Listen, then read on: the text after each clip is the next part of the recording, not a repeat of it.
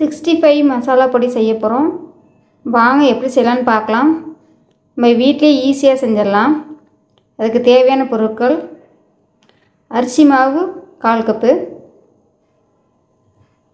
Cornflour மாவு 3 table spoon, கல் உப்பு, 2 நட்சத்திர சோம்பு, மிளகு 1 ஸ்பூன், ஜீரகம் 1 ஸ்பூன், கிராம்பு ஒரு 15, பட்டை 2, கல்பாசி 1 ஸ்பூன், பெருஞ்சீரகம் 1 ஸ்பூன், காஷ்மீரி மிளகாத்தூள் ஒரு 3 ஸ்பூன். வாங்க எப்படி செய்யலான்னு பார்க்கலாம். ஒரு மிக்ஸி ஜாரில் அந்த மசாலா பொருட்கள் எல்லாம் போட்டு நம்ம ட்ரையாக அரைச்சிக்கலாம்.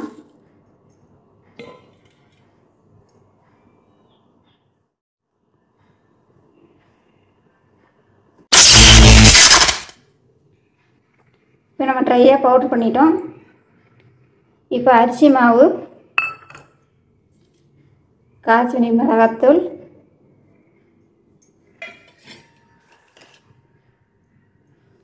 கார்ன்ஃப்ளவர் மாவு சேர்த்து அரைச்சிக்கலாம்.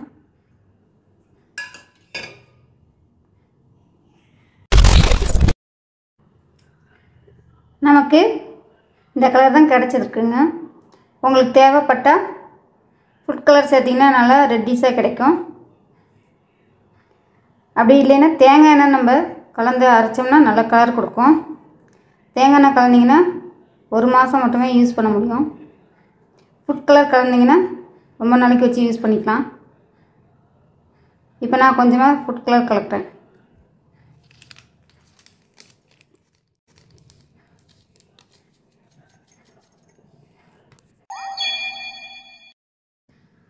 நான் நல்லா அரைச்சியாச்சு. உங்களுக்கு தேவைப்பட்ட ஃபுட் கலர் கலந்துக்குங்க. இல்லை வேணாம் அப்படின்னு நினைக்கிறேங்க, கலக்க வேணாம். இப்போ நம்ம அந்த பவுடரை யூஸ் பண்ணி காலிஃப்ளவர் சில்லி போட போகிறோம்.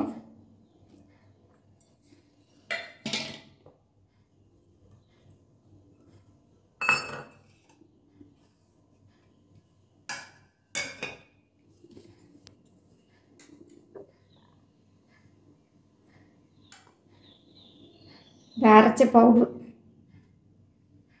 Cauliflower chilli video video upload பண்ணியிருக்கேன். தேவையானவங்க பார்த்துக்கங்க. இப்போ நம்ம பவுடர் சேர்த்து கலந்து நல்லா வச்சுருக்குறோம்.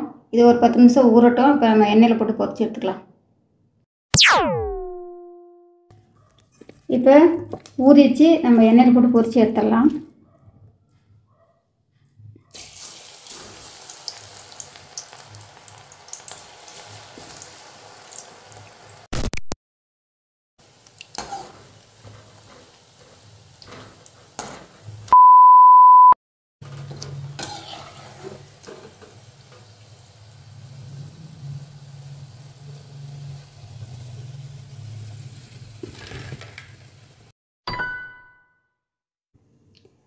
நம்ம வீட்லேயே 65 மசாலா செஞ்சு காலிஃப்ளவர் சில்லி போட்டிருக்குறோம்.